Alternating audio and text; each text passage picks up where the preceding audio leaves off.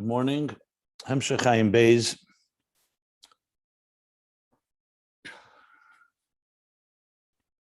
We're on the page in volume 3 on page 1243.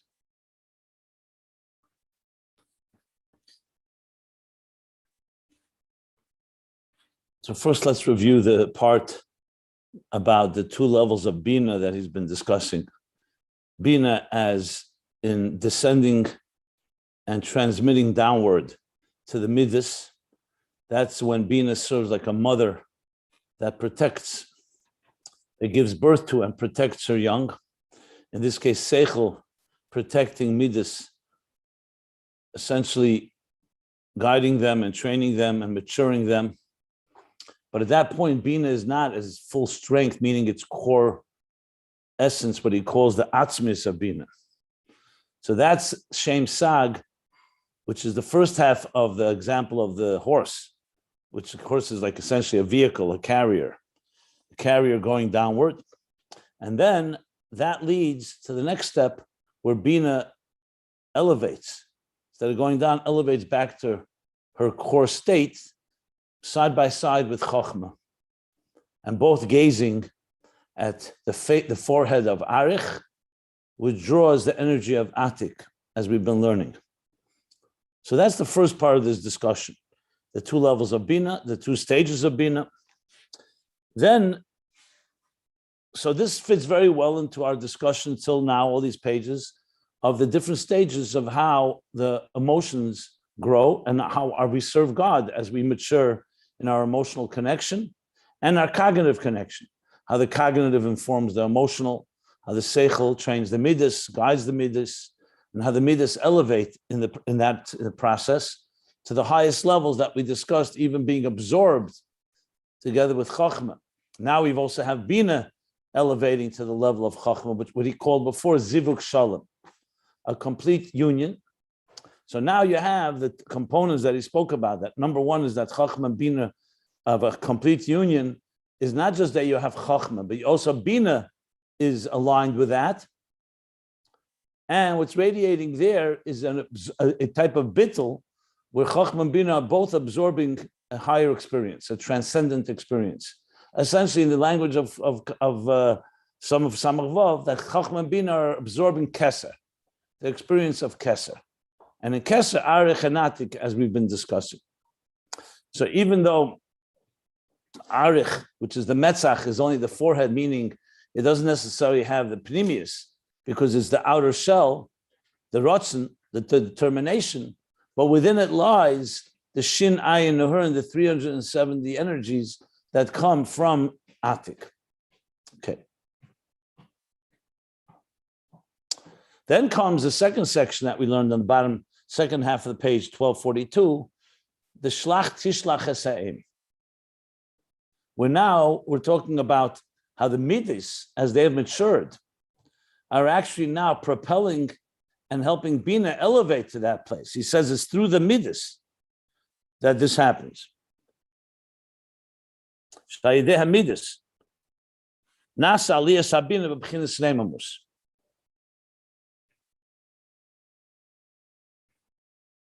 And how did he explain it? He explained it with the ovis hein amarkova.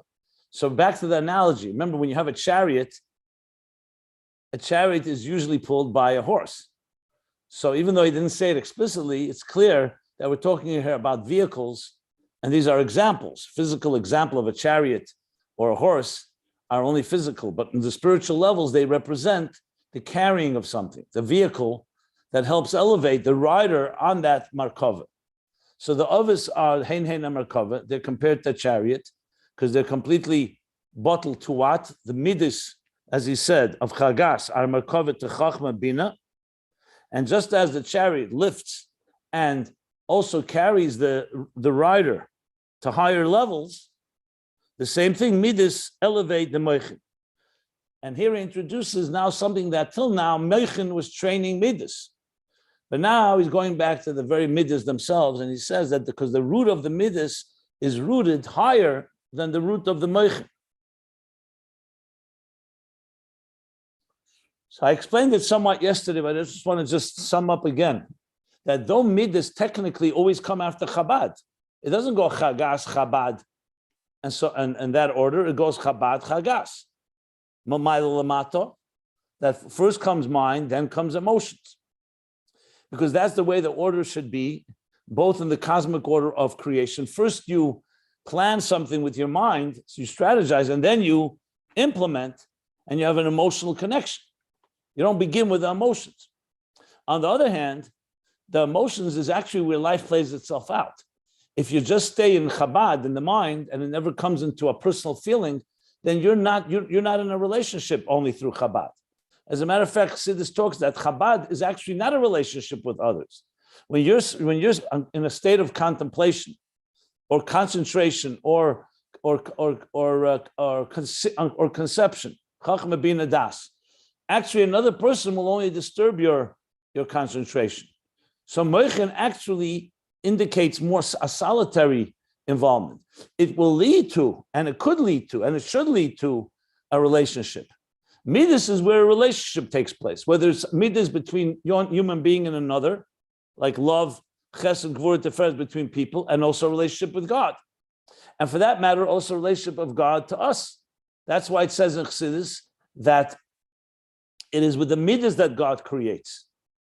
Chabad is, according to Chabad is the game plan and the blueprint and the strategy, the mind.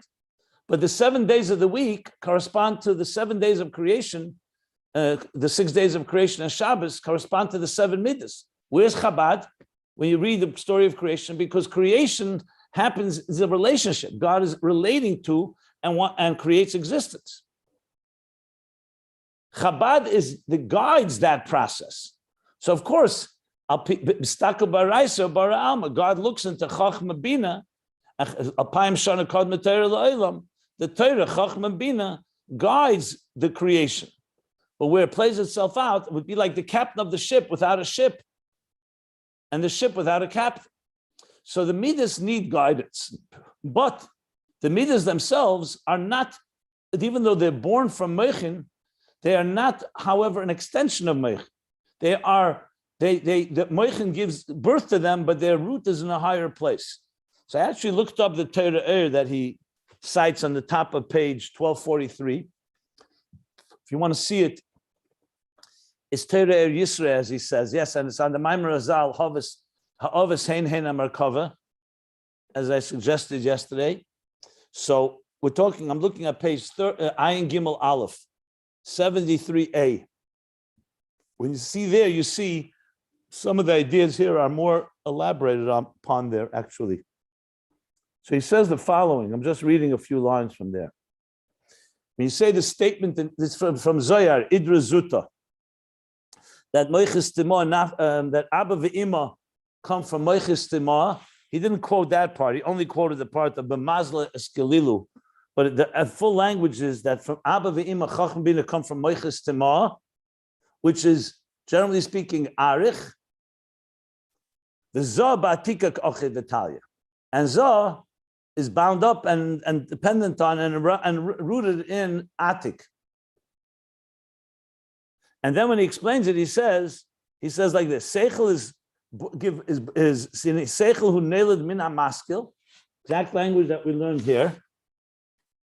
That Seichel comes from maskil, which means the source of the Seichel. Shalamayla min Seichel, that's higher than Seichel. Shesham le'neda gili Seichel v'taim yishal davar klal. There, it's not known. There, it's not yet known the gili, the revelation of Seichel, and its reason at all.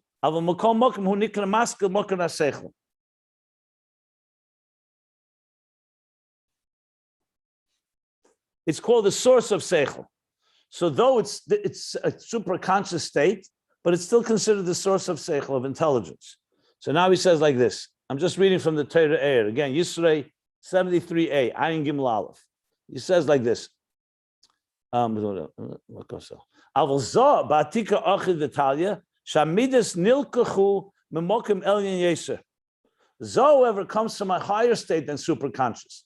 It comes from the Atik, from a higher place. So Kiagam Shamidas Neildu V'Nizgalu Min HaSeichel. Listen to this. Even though midas are born from and revealed from Seichel, Because the seichel, when you contemplate, it awakens and gives birth to and reveals the midas. Well, if and commensurate to a person's intelligence, so will be his emotions. We're talking about obviously emotions that are guided by seichel. Ubina nikra ema bonim, va'chochma av, and Bina is called the mother of the children, and the chochma is the father. So midas come from, and yet we say that midas are rooted higher. So he says, "Mekom mokim ein ze elashem goyrmim lehelada."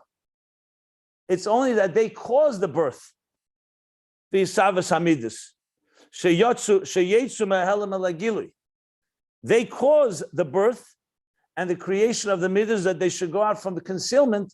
They should be revealed. But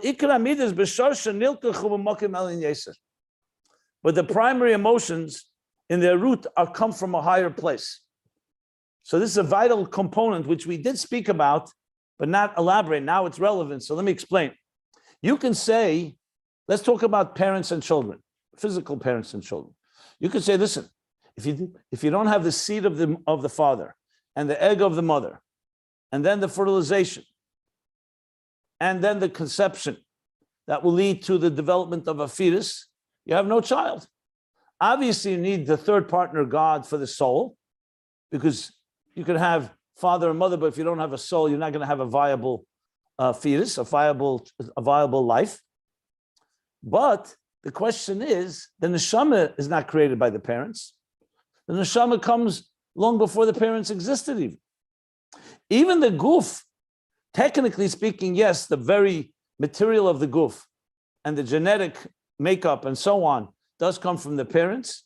But what he's saying in the nimshal, when it comes to seichel and midas, he's saying that seichel it gives birth and reveals, but the midas themselves are rooted in a place that's higher. In other words, if you didn't have that higher root, the abach seichel would not be able to produce midas.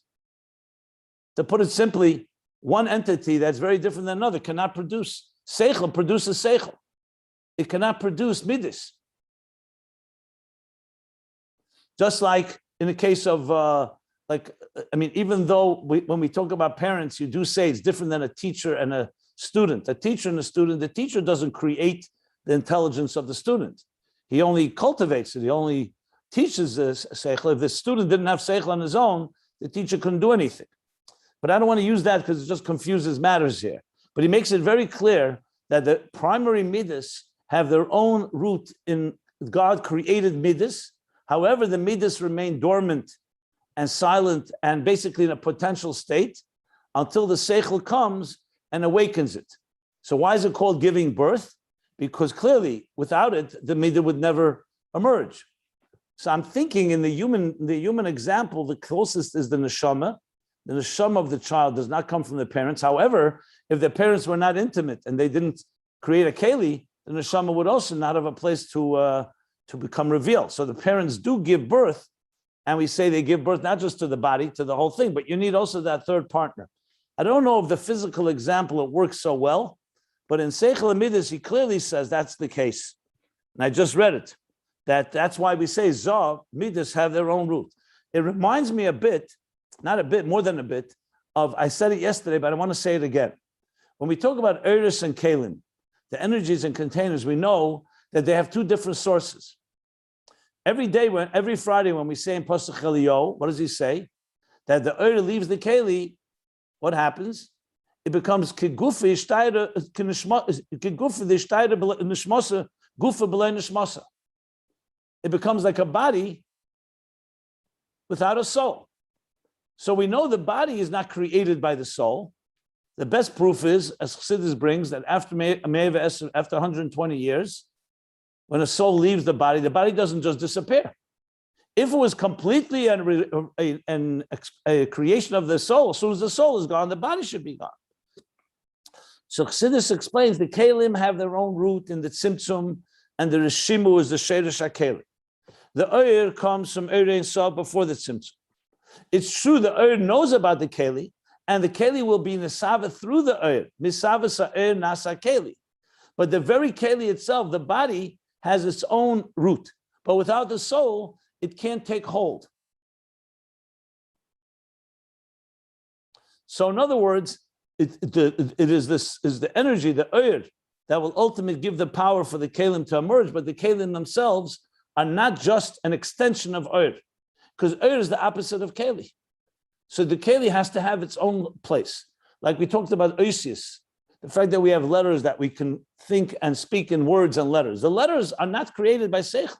Seichel brings it alive, but the letters exist within the Nefesh. So the same thing here, I guess it's probably not exactly the same. The same thing is here. He says, I'll just read it again. He says, Mikol Mokim, even though the Midas are born, Neildu v'nizgalim in HaSeichel, Ein ze ela shem germim lehilodes v'isavas hamidus. Sheyetzu mehelam elagile. It's only that they cause the birthing and the creation of the midas, that they should emerge from the concealed state to a revealed state. Aval ikra midas b'shar shaniltu chumamokim el yeser. They come from a higher place. And then he says the following. I just want to add this because I think it's going to be relevant to understanding what we're going to be learning here. I'm reading from Torah Eir again, page Ayin Gimel Aleph, Yisrei. Ukenoida, as it's known, sheyesh ava v'yira tivim, their natural love and fear, or love and awe. V'yesh ava v'yira sichlim, and there's ava v'yira sichlim that are come as a result of seichel. And he says, D'chila v'rechima tivim, the natural love and awe, is called ava rabba, v'd'chila v'rechima is called ava selam. And here's, I think, a very important line. Ela shemepnei she'adchila v'rechima tivim, mislapshim b'zelu umazeh. But because the natural emotions that we're born with, we're wired with a certain personality, he says, since that manifests in zelu umazeh, also in the animal soul, in the negative things, muchrech liyas hamshachas d'chila v'rechima sichlim, you must have the cognitive emotions in order to keep chachma bariru, because chachma intelligence helps refine and direct the midas that they shouldn't get caught up in the wrong things. That's why you need the sichlim. Aval kishim is baranim, but when these midas get refined, hinenikra avarabba. It's not called avasel, it's called a great love. Ki yofa koyach haben bekoyach ha'av. Because the power of the child is greater than the power of the father.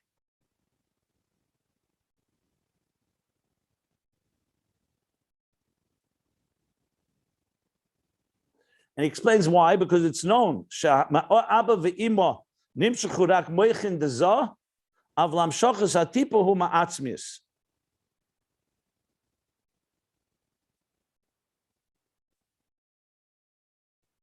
basically what he's doing here is distinguishing between the very tipa, which is the seed that gives birth to the very child, and the seichel. The seichel of the father doesn't give birth to the child. The tipa comes from the core of the seichel. But the actual intelligence of the father is more giluyim. That's what he's adding here. Then he goes on to say, I'm going to stop here, but I'll just say one more thing. He says, so then how does it work? If midas need to be guided by moichin, so why do you say they're rooted higher than moichin? So he gives an example. He actually says, he asked that. I'll read it inside as well. He says, and the reason that the midas, the emotions, go down and they're lower than seichel,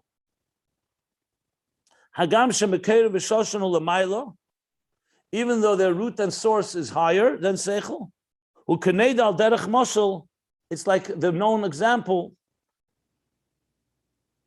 or like an example from Nefilas HaChema, when a wall falls, sha'evan oy halavena sheyesu geveya, the stone or the brick that's higher, he yeredes yesu lamata.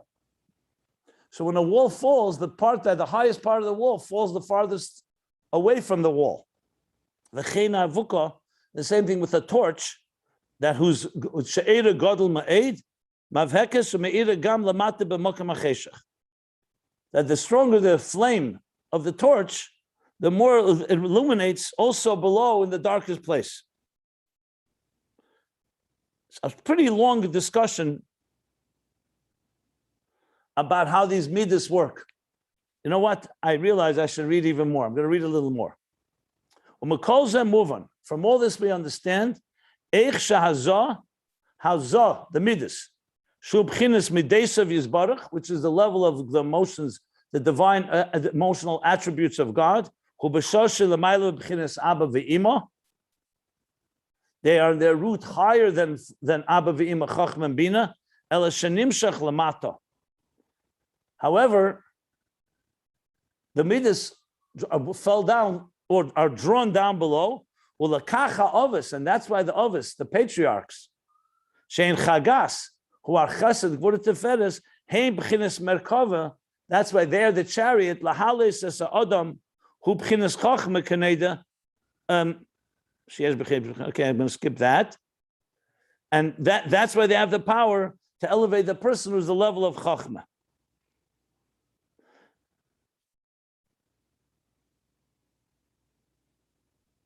And he goes on to say, that the midas, because they're rooted higher, they have the power to help chachma, to draw into chachma something that chachma would not have on its own, to reach levels of Ein Sof that are higher, that are rooted, that are connected, that are higher than chachma has on its own. That's the main gist of it. There's more to it, but I think that's enough to be read. I read it all because to understand what we're saying here, and he cites this Torah Eid, I thought it would be worth to just get the bigger picture as he explains. This is the Alter Rebbe explaining it in the source of where the Rebbe Rashab has taken this idea from.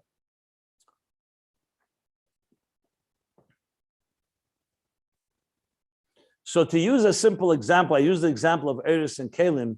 I use another example which we're more familiar with. When we say that Nesava Kadosh Baruch Hu, that God desired to have a dira b'tachtenim, a home for the divine in this lowest of worlds. So we call it tachtenim. It's the lowest. The Alter Rebbe explains in chapter 36 in Tanya, why is it the lowest?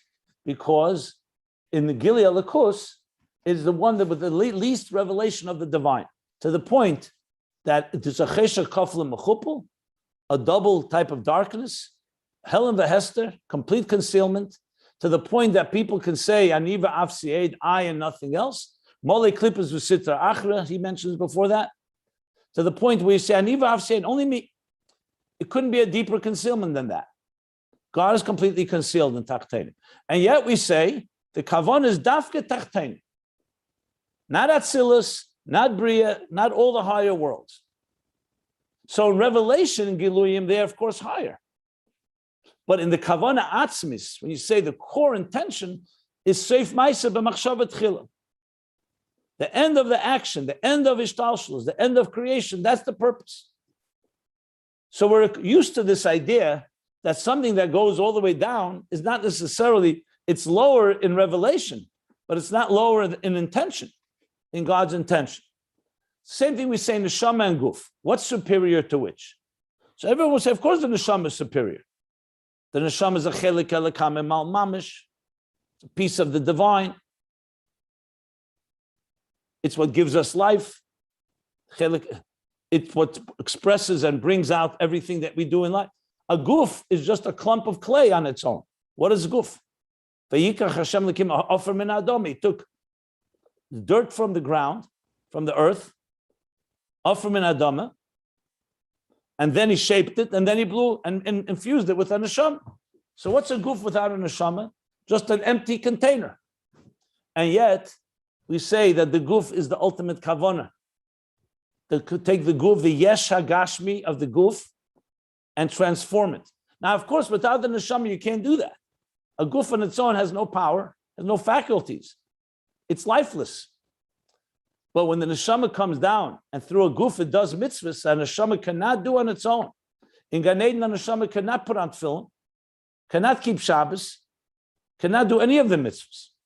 I mean, let's say keep Shabbos. Yes, there's an elevation of the soul. Let me use Shabbos. But cannot do any mitzvahs maisius because there's no physicality there. The whole idea of building a Beis Hamikdash, of serving God in this material world and taking a physical world and transforming it through mitzvahs, a neshama cannot accomplish. So that's why, on one hand, the neshama has to be forced to come down below because it doesn't want to come into this dark world. On the other hand, once the neshama is here, it has to be forced to leave because the neshama recognizes the maila that it also accomplishes by coming and transforming this world. So on one hand, you could say the whole world was created through Atzilas Bri Yitzir Asiyah. That's how God creates the world.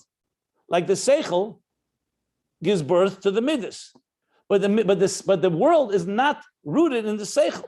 That's the process how the midas emerge. That's how God wanted it to be. That it should come through the levels of Elikus, as it is in all the worlds, through the Eiris, that will be mislabish, manifested containers, more and more concealment until the world emerges. But the real koyach to create this world, we know, comes from koyach ha'atzmus. Hu levade b'koyach v'yecholti. Only he can create a yesh, hanivra, that doesn't feel it has a source. So then why do we have a whole ishtalshus? Because Hashem wanted it to be done in a process, in an orderly fashion. So he took that koyach ha'atzmus and manifested in Oyer, which is me'ein ha'moyer, as he says in Ager Sakej Simachav. So Oyer carries the divine energy, but Oyer is not the creator of the divine energy. It carries it. It's the carrier that carries the divine instructions and the divine energy, like the neshama, and through that, the guf will be created. But the guf itself is not rooted in the Oyer itself, in the neshama itself. So that's just an example. He doesn't use this example because he's talking about seichel and midas, which is not quite as extreme as it is when you talk about yesh and Oyer. But the example is very clear. It's another example I'll give just to make it a little more easier to understand. We always talk about tshuva is higher than Torah. And the proof is very simple. Torah tells you to do mitzvahs and to stay away from averis. So that's it. And then Torah says, here is the reward and punishment for that. Tshuva has the power to go higher than Torah, that even though the Torah said so, tshuva can reach a place that's higher than Torah and mitzvahs, to the Baal HaRatzon, so to speak, to the boss, to the one who created this Ratzon in the first place, and so to speak, go back to the engine room and rewire or correct something from a higher place. And yet, tshuva, how do we know about tshuva? When we learn Torah. Torah tells us there's a mitzvah called tshuva. Same thing with Mesiras Nefesh. There's a whole discussion of Chassidus. The Rebbe has a whole long footnote. Mesiras Nefesh is higher than conventional Aveda al pi Torah mitzvahs, and yet Mesiras Nefesh also is revealed to us through Torah. In other words, even when mitzvahs have a certain mila over Torah, because mitzvahs take the physical world and transform it. Torah is still a ruchni. It's chachmoseh v'retzeinah yizbarach. It's God's mind and will. But the mitzvahs are revealed to us through Torah. So you're going to find throughout Yiddishkeit, you find this concept that one thing can be rooted in a place that's higher than its source, than where it's emerging from, but it emerges from that lower, from a higher level. So Seichel on one hand is higher in Giluyim, and it guides, and he added here a key point, because Midas can get caught up in negative things, like we said here before, and Achiza, Yanika, emotions on their own can be caught up, even though the emotions of the divine soul are natural, are divine, but emotions, because they're not guided by Seichel, can get caught up in the wrong things. So you need Seichel to guide it, but the Midas themselves are rooted in a higher place, and that's why they have the ability to elevate Seichel to another dimension. So this is a whole new addition that he's adding now, that till now we have not learned. What we still need to understand is, what does Chachma mean when we said that Chachma absorbs the highest levels of divine beyond the subjective emotions, and the emotions get absorbed in that as well. When we said Midas Sichlim and the Midas become completely without a hergish, how does that work together with what we just said right now? It sounds to me that it works like this, that as we grow and mature emotionally, and then we move to the level of the cognitive, and the cognitive is training and guiding the emotions, then there comes a point where you reach very high levels of moichin, like Chochma Gadlus Abba, where you're completely absorbed in the divine, but the Midas are not out of the picture. Because the Midas are rooted in the highest place, even higher than Chochma and Bina, as the Midas get mature and refined, they become partners, and more than that, they can catapult the mind to another place. Example I would give for this, and I may be jumping ahead, but I just feel that I should say it because it'll just make things clear. And if the Rebbe Rashab says something different, I'll correct myself. But it's something like this. You begin with a contemplation about the greatness of God. On your own, you wouldn't get there. Because the midas are immature, like we spoke. They're childish, they're immature, they're not guided. You're beginning to contemplate more than just what God is good for you. He's giving you life and sustenance and food. He's your father. Those are things that more relate to us. Now you're contemplating on God's greatness. So the mind is taking to a place that regular emotions cannot take you. Even though the emotions are rooted there, but on their own, they're not capable of going there. Because they're subjective, they're subjective emotions that are much more connected to where a person is at right now. The mind can lead you to these great places. Now, you can stay and remain very abstract philosophical person who's philosophizing about high levels of godliness before the tzimtzum, or however high you want to go. And the emotions can remain basically detached. But now, that's not the goal. The goal is that now that your mind has expanded your consciousness, has expanded your horizons, now the emotions come into play because you're training the emotions and say, instead of being involved in more immature in activities, come and enjoy and participate and experience the divine. Experience is the key word here. The love and the awe. Because the mind, even though the mind can appreciate godliness, and we said in the mind you have chila v'rechima sichlim, means you have cognitive emotions, which means the mind gets excited about something, but it's still not you. It's not the excitement of a true love. So now the mind on one hand has taught you to love superior things, sublime things. So now your emotions have been elevated to the point where you're loving God, you're standing in awe of God, you're inspired, you're glorifying Tiferes, Lafare. These are all the emotions that a person experiences, not the emotions that that a child would experience, but these are very mature emotions. The emotions are in love with and longing to connect with this higher state. But now something else happens. Once you have such a profound love, the love is going to affect your mind. Not in a bad way, in a good way. Because as much as intellectually you can comprehend something, it's still never as deep as when you experience it emotionally. So essentially, when a person is in love, but they're in love with something that the mind has led you to appreciate, the love will in turn elevate also the intellectual experience, because now you're completely involved. So the mind's role is to help you experience something that's completely beyond your subjective emotions. But the emotions' role is that you should experience it completely inwardly. So when we say that the Alter Rebbe, for example, rolled around when he was saying a Maimer Chassidus, and there was a deep Ava V'yira, not just he understood it. What was happening? The mind informed the emotions. The emotions in turn became excited as emotions can become. And the whole person, the Alter Rebbe, is now completely passionately rolling, literally, in the Gilui Elikuz that he's experiencing. So you could say, just to spell it out even further, a person is a smart, mature person. They're usually cool and collected. They're aloof. They're somewhat detached. You're not going to see them excited like you see, for example, a person who's not such a big Baal Meichin. Meichin, mind, is somewhat, a certain maturity. It doesn't mean internally you don't feel anything. But then what happens next is that the situation is like this, that from that when you finally get the emotions excited, there's another level of excitement, not immature excitement due to the lack of mind, but it's mature excitement that's coming because the mind is so involved in such higher things. The emotions now got involved. So basically you can see two people dancing on Simchas Torah. One is excited because they don't have anything else to do. Maybe Simchas Torah is not a good example. An excitement that's coming due to the lack of a mature, balanced approach.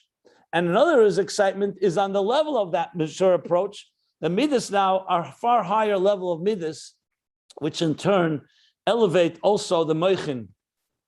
And that's, I believe, what he's really coming to say in this whole context of this discussion. Now, I said somewhat like some of this I already said yesterday. Just see the need, at least for myself, and I hope for everybody here, to really elaborate and explain it properly this way. Okay.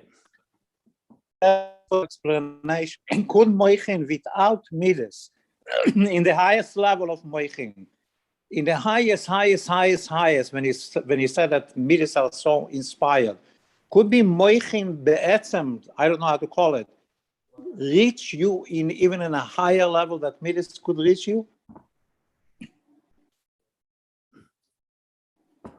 I don't have enough information here to answer that question. Right now, we learned that moichin reaches very high levels. It elevates the midas there. Now we're learning that the midas, in turn, provides something to the moichin that the moichin don't have. In other words, what he says basically is Abba ve'ima seichel only reaches to arich, moichus tema, and the mazolis of Netzer v'nake. And Bizah Atika Ochid Italia.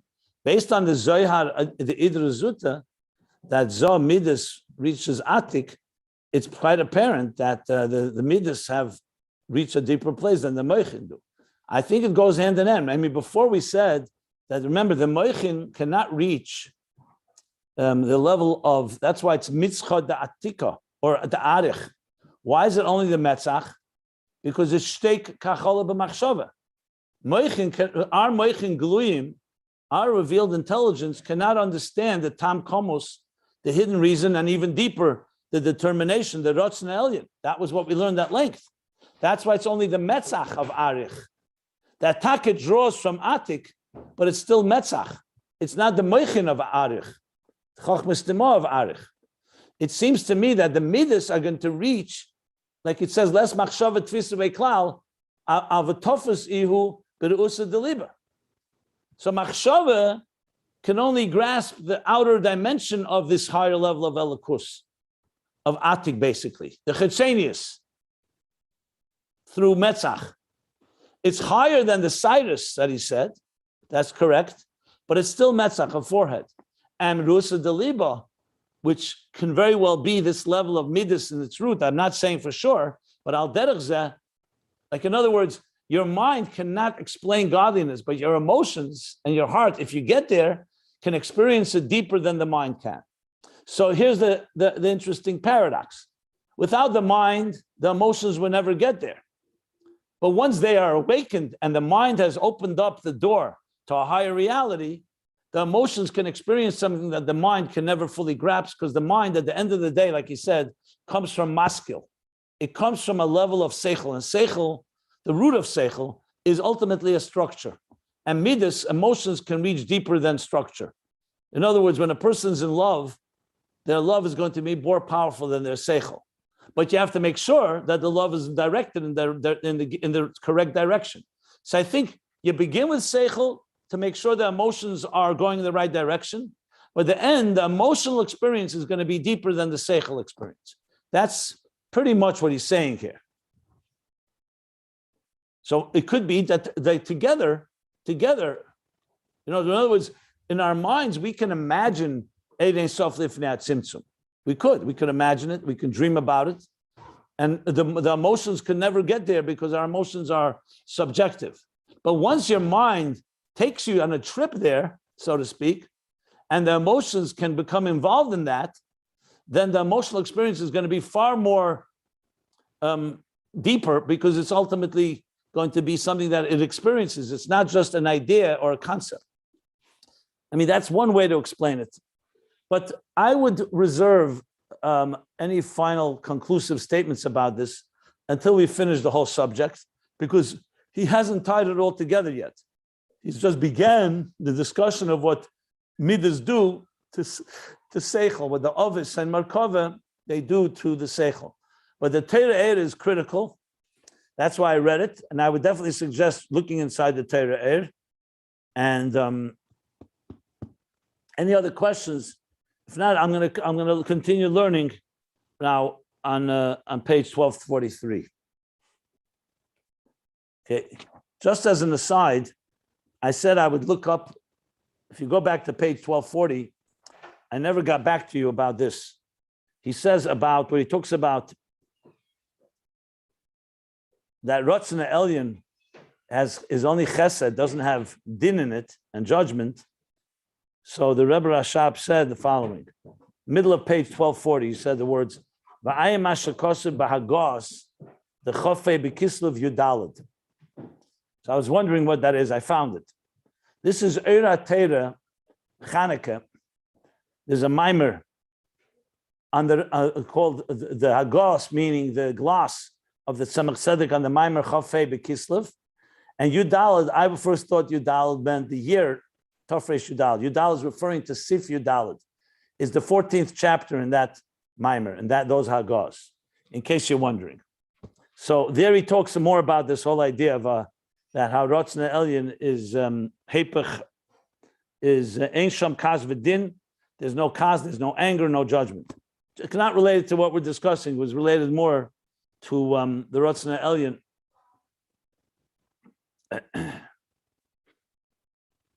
Yeah. I have a question. I went back and looked at Perek Reish Nun Aleph yesterday to see what the Rebbe Rashab said about basically how well it's related to the points you said about how the midos are elevated above mochin, but it also talked about how mochin can change because it can think about different things. It can focus on things, separate things into details, and the midos can't do that. They're inherent in the nefesh, and they are what they are. And it says there that they can't change at all, ever. I'm aware what it says there. What's the question? Well, we got to where we got here now because one of the questions was whether or not you can change your nature. And we talked about how when there's a zivug shalom between chokhmah and bina, then the entire neshama is focused on elokus at a very high level that you could sort of schlep the midos along with that in a sense. And I recognize here he's talking about the midos essentially propelling mochin, essentially. But if you can't change the midos, I'm just trying. I understand the question. So the Rebbe Rashab is going to address this a little later in the Hemshech, because he's obviously brought both ideas. Yeah. That's exactly the same thing with Rab Shlomo is talking about understanding what Moichin does, what Midas do. It's all part of the continuing discussion that's going to continue now of what each one contributes. So earlier we learned, yes, that the Midas are naturally inclined, like he says here, that's mushrish. This is how they're seated. It's like an apple can become an orange.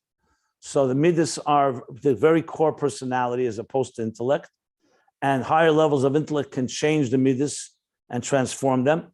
On the other hand, we say here midas are rooted in a higher place and they're elevating meichin. So this will come together as we learn the next pages. Okay, thank you. Yeah, okay. And if they don't come all completely together, we'll definitely address it.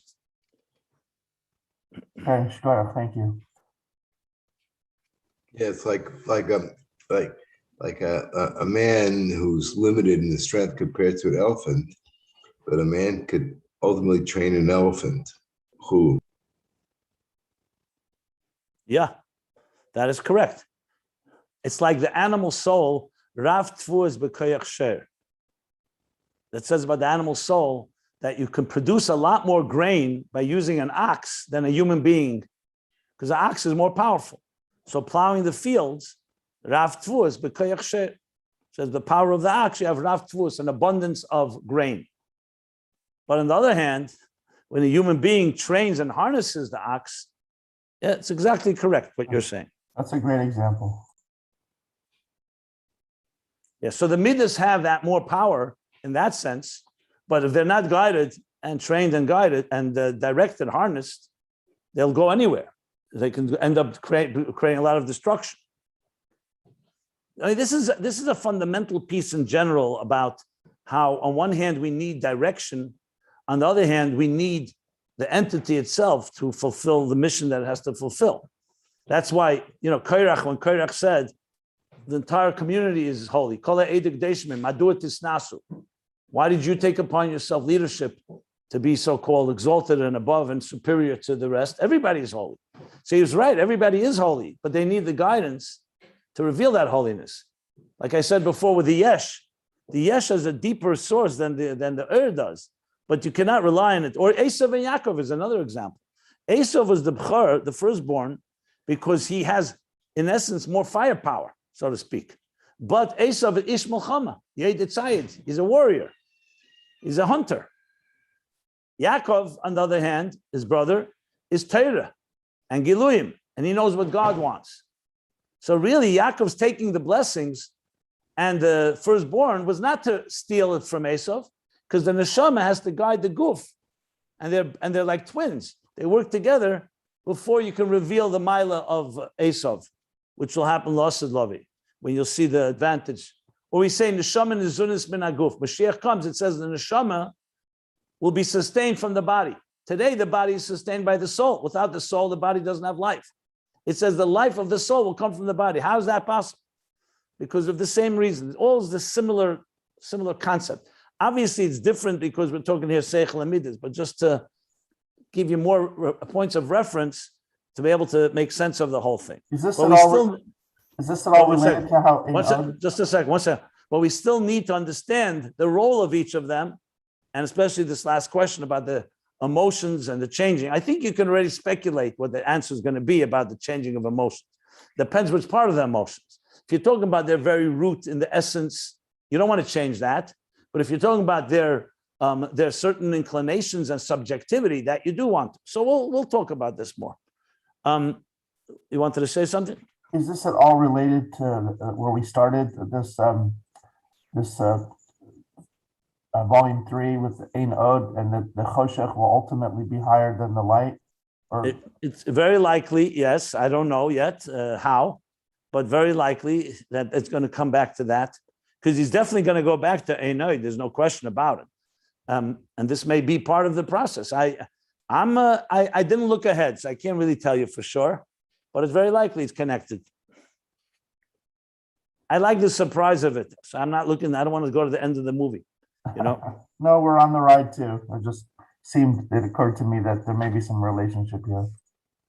I'm assuming that's based on the very essence of the theme of Ayin Beis, where we're talking about interface of the two realities, that somewhere all this is going to come together in that context. There's no question about that, because that's been the theme from the beginning. But right now, let's keep focused where we are, because he's really talking about, maybe this is part of what I always say. There's understanding it, there's experiencing it.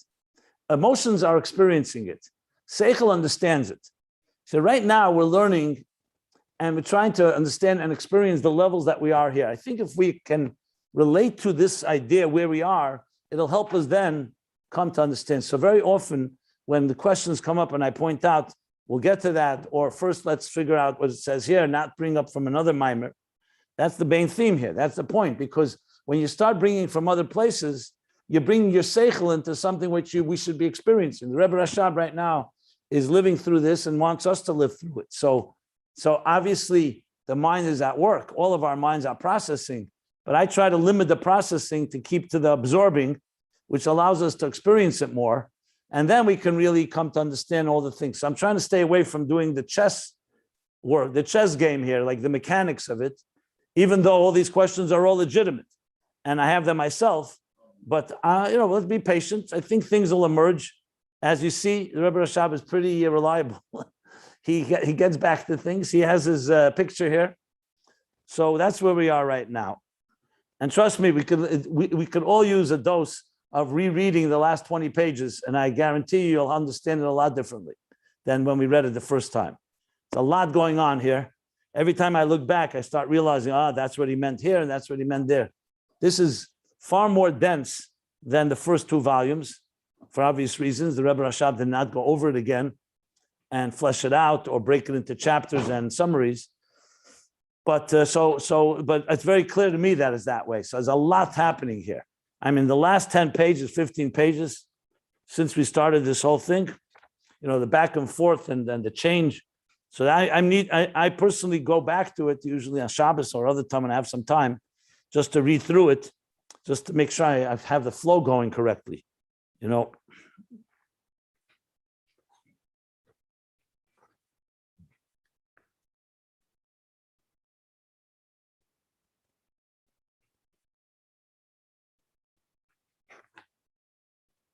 I'll say one more thing about the change of hatva of the emotions.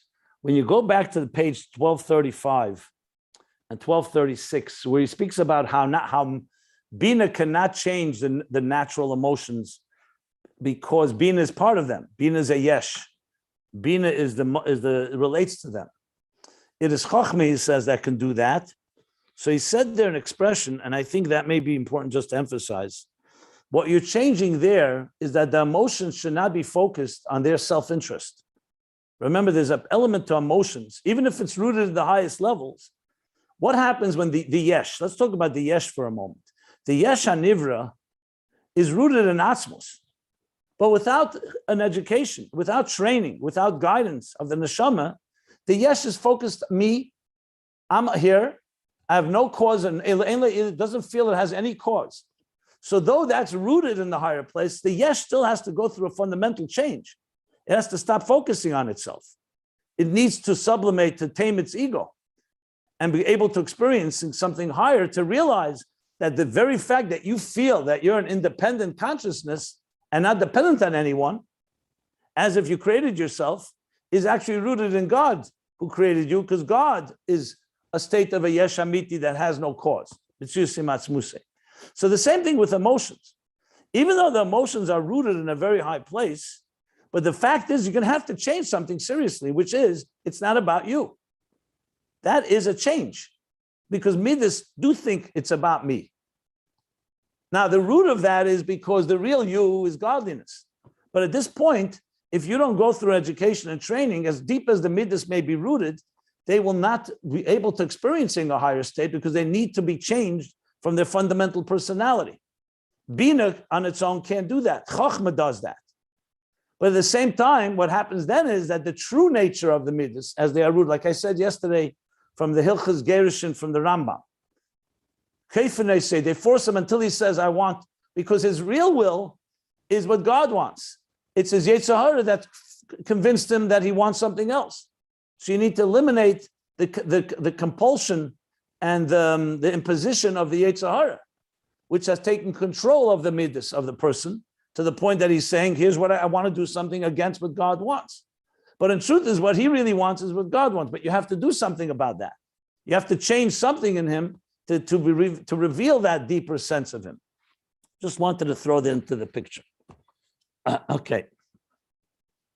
Now, the truth is, I was going to learn a little more, but okay, so be it. The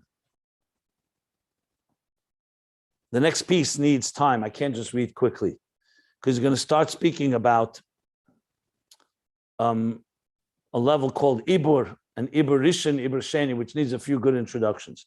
So I'm going to leave it. Okay, so let's look at this as a good summary and a good review of everything we've been learning. It doesn't hurt, and we'll stop here. But does anybody want to ask anything else?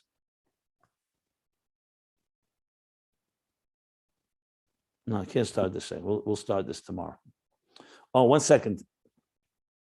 Tomorrow is most likely not going to be a class because I have something I have to do. Unless you guys are open to a later class, like 10:30 instead of 9:30. If you're open to that, I'm happy to do that. But barring that, I cannot do 9:30 tomorrow. Any thoughts on that? I think it would be great if we could do the class tomorrow at 10:30, well, 7:30 in California. That's always, I'm not going to complain. It's okay with me also. It's okay with me. Okay, so if that's the case, we'll do that. Tomorrow's will be 10:30. Okay, I should probably end the recording before this. So we're stopping here.